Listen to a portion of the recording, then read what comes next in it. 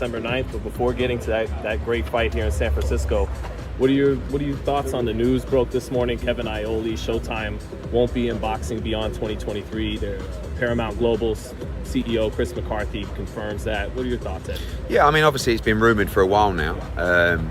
I think that, look, a lot of people don't get on with people in boxing, but you also got to look at the bigger picture. It's not great news for boxing. It's just a sign of the future, and a sign that the way that content is being distributed and delivered to fight fans, and that is via streaming.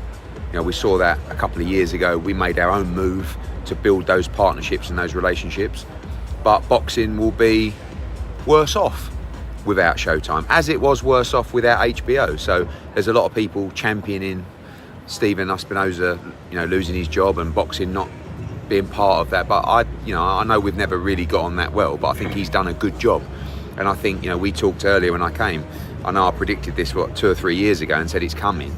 But one of the reasons it's lasted so long is because people are stubborn, right? And this was something that when I said it a couple of years ago, I knew those discussions were taking place for them to leave boxing.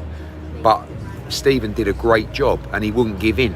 And he fought for boxing, right? So he fought for competition as well, but he also, he believed in the product. And one of the reasons it went on probably a year or two more than anticipated is because they put on great shows.